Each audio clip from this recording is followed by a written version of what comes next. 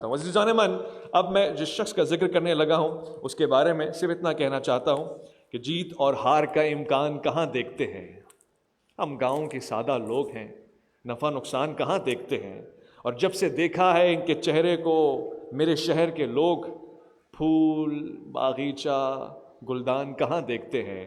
یہ آج اس تقریب کا ایک اہم حصہ ہے، اور میں نے کئی مرتبہ کوشش کی کہ میں ان کا نام نہ لوں اور الازہر فاؤنڈیشن کے تسلسل کو جاری رکھوں، کیونکہ میں ان کی طبیعت سے واقف ہوں۔ میں شاید اپنا ذاتی تجربہ پیش کر رہا ہوں۔ الف لام میم کو جی ٹی وی پہ کرتے ہوئے کم و بیش پورا سال ہونے والا ہے۔ بہت سارے علماء کرام سے میری روبرو ملاقات ہوئی ہے، مگر ایسا عالم ڈھونڈنے سے نہیں ملتا جو باعمل تو ہے ہی، مگر اپنے اساتذہ کا ادب بھی کرتا ہے، اپنے چھوٹوں پہ شفقت بھی فرماتا ہے، اور معاشرے کے لیے، اس کی اصلاح کے لیے، اس کے شعور کے لیے سوچتا ہے۔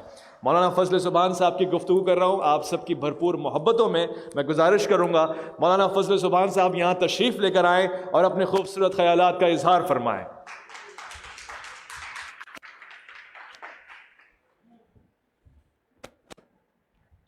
شکریہ۔ ان کے بعد جو ہے نا فوراً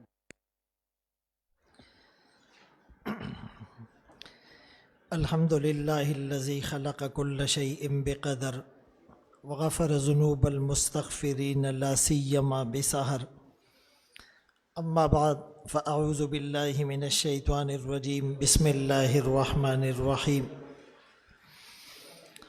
ان ھذا القرآن یہدی للتی ہی اقوم وقال النبی صلی اللہ علیہ وسلم انما بعثت معلما او کما قال علیہ الصلاۃ والسلام۔ کبھی درد کی تمنا، کبھی کوشش مداوع، کبھی بجلیوں کی خواہش، کبھی فکر آشیانہ، اسی کشمکش میں گزری میری زندگی کی راتیں، کبھی ساز و سوز رومی، کبھی پیچ و تاب رازی۔ سب سے پہلے تو میں تمام علماء کرام کو،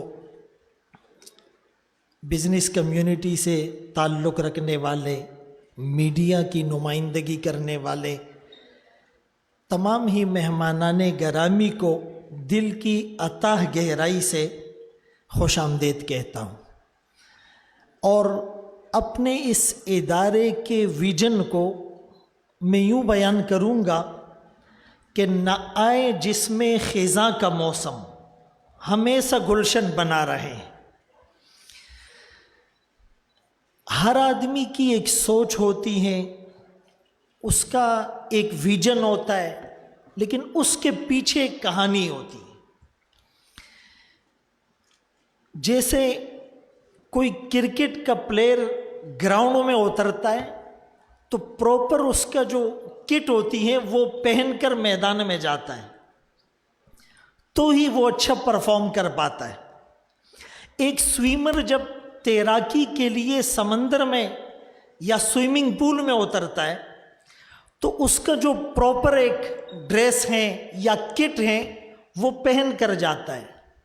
ایک جنگی جہاز اور جیٹ میں اگر ایک پائلٹ پرفارم کرنے کے لیے بیٹھتا ہے تو وہ اپنے پراپر ڈریس اور ریکوائرمنٹس اور لوازمات کے ساتھ میدان میں اترتا ہے، تب جا کر وہ اچھا پرفارم کر پاتا ہے۔ ہم ایک ماڈرن ایرا میں اتر رہے ہیں، لیکن تیاری کے بغیر اتر رہے ہیں۔ یعنی آج سے 20-30 سال پہلے ہمارا کھانا ریسیپیز الگ تھی، طرز تعمیر گھروں کا ماڈل الگ تھا، سواریوں کے ماڈل الگ تھے، لباس کا انداز اور جدت الگ تھی، لیکن 20-30 سال بعد چیزیں ٹوٹلی تبدیل ہو گئی۔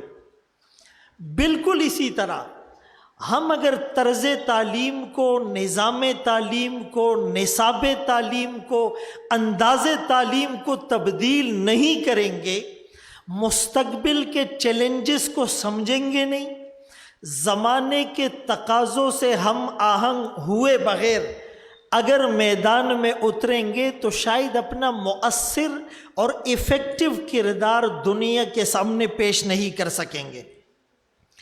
بلکہ میں تو یوں کہوں گا کہ الاثر فاؤنڈیشن کا ویژن، ہزاروں علماء ہر سال فارغ ہوتے ہیں، اب تک لاکھوں علماء مدارس دینیہ کے نظام سے مستفید ہو چکے ہیں، لیکن اس کے باوجود اسکرین پر دو چار نام نظر آتے ہیں، یعنی ہمارے اداروں کے اندر ان علماء کا مؤثر کردار، مثبت کردار، معتدل کردار نظر نہیں آ رہا۔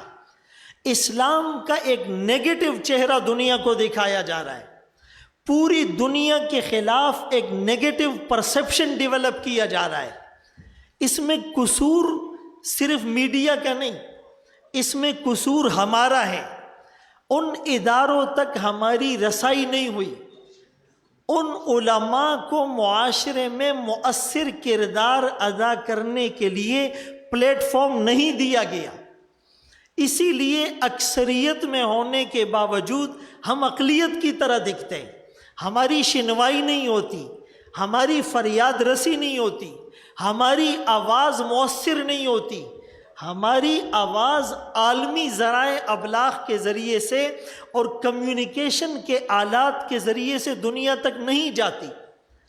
ایک عالم کی خدمت کرنا، اس کو کھانا کھلانا عبادت، اس کو پانی پلانا عبادت، اس کو لباس دینا عبادت، اس کو کتابیں دینا عبادت، اس کے تعلیمی اخراجات برداشت کرنا عبادت۔ لیکن ان علماء کی جو سب سے بڑی خدمت ہے کہ ان علماء کو ایک انقلابی، ایک تحریکی، ایک تخلیقی سوچ دی جائے کہ یہ علماء یعنی صرف ہمارے مالی تعاون کے محتاج نہیں ہیں، ان علماء کو اسلامک بینکنگ کے، جوڈیشری کے، ماس کمیونیکیشن کے، جرنلزم کے، پالیٹکس کے، انٹرنیشنل ریلیشن شپ کے، ماڈرن لینگویجز کے، اکنامکس کے، حلال سرٹیفیکیشن کے، یہ کورس کروا کر انہیں مستقبل کے چیلنجز سے نمٹنے کے لیے تیار کرنا۔ اور کسی بھی مدرسے کا فاضل ہو، کسی بھی یونیورسٹی کا گریجویٹ ہو، اس کا ایک ایپٹیٹیوڈ ٹیسٹ لے کر اس کی سافٹ سکلز کے مطابق اس کو فیسیلیٹیٹ کرنا کہ یہ اپنی ان 20-21 سالہ محنت کو کہاں پر یوٹیلائز کرے۔ یہ ایک بہت بڑا ویژن ہے، اور یہ رسول اللہ صلی اللہ علیہ وسلم کے ورثاء انبیاء کی ڈائریکٹ خدمت کا ذریعہ ہے۔ لاکھوں لوگوں کا ذہن بنانا وہ اتنا آسان نہیں ہے، لیکن ہزاروں علماء کو ایک ویژن دے دینا، ایک آبجیکٹو دے دینا، ایک تخلیقی سوچ دے دینا، ہر عالم ممبر کے ذریعے سے، محراب کے ذریعے سے، اسٹیج کے ذریعے سے، جمعے کے خطبے کے ذریعے سے، مختلف پلیٹ فارم کے ذریعے سے لاکھوں لوگوں کی زندگیاں تبدیل کر سکتے ہیں۔ محمود غزنوی رحمۃ اللہ علیہ کا واقعہ مشہور ہے کہ وہ کہنے لگا مجھے 3 چیزوں میں کنفیوژن ہے، ایک یہ کہ میں سبکتگین کا بیٹا ہوں یا نہیں، دوسری کنفیوژن یہ تھی کہ یہ جو علماء ہیں یہ تو عام انسان ہیں، لیکن ان کو انبیاء کا وارث قرار دیا گیا، العلماء ورثۃ الانبیاء، لوجیکلی یہ بات سمجھ میں نہیں آتی۔ اور تیسری کنفیوژن یہ تھی کہ میری نجات ہو پائے گی یا نہیں، میں جنت کا حقدار بن پاؤں گا یا نہیں۔ چنانچہ وہ اپنے قافلے اور لشکر کے ساتھ رواں دواں ہیں، رات کا وقت ہے، ایک سرایہ، ایک مسافر خانہ ہے، وہاں پر ایک دکان ہے، ضرورت کی اشیاء وہاں سے لوگ خریدتے ہیں، اور وہاں پر ایک فانوس لگا ہوا ہے، جب کوئی قافلہ گزرتا ہے تو فانوس جلایا جاتا ہے اور لوگ اس کی روشنی میں اپنی چیزیں خریدتے ہیں، پھر فانوس کو بند کر دیا جاتا ہے، چراغ میں تیل ضائع نہ ہو۔ ایک طالب علم ہے، کتاب ہاتھ میں لے کر کھڑا ہوا ہے، جیسے ہی وہ دکان کھلتی ہے فانوس جلتا ہے، یہ جا کر اس کی روشنی میں سٹڈی کرتا ہے، اتنے میں جب وہ قافلہ اپنی چیز خرید کر جاتا ہے، فانوس کو بجھا دیا جاتا ہے، یہ کونے میں جا کر اندھیرے میں جا کر اسی کو ریپیٹ کرتا ہے، پھر گھنٹے کے بعد قافلہ آتا ہے، پھر جو ہے وہ فانوس جلتا ہے، پھر یہ جا کر اس کی روشنی میں 2-4 منٹ کتاب کو دیکھتا ہے۔ اس کے پاس فانوس کے لیے، اس میں تیل جلانے کے لیے پیسے نہیں ہیں۔ محمود غزنوی یہ منظر دیکھ رہا ہے، متاثر ہوا، اور اس نے وہ شاہی فانوس اس طالب علم کو دیا کہ تم قرآن و سنت کی روشنی اس سے حاصل کرو، اور وہ آگے چلا گیا۔ رات کو ایک جگہ سٹے کیا۔ محمود غزنوی نے خواب دیکھا، خواب میں آمنہ کے لال محمد مصطفیٰ احمد مجتبیٰ صلی اللہ علیہ وسلم کی زیارت ہوئی۔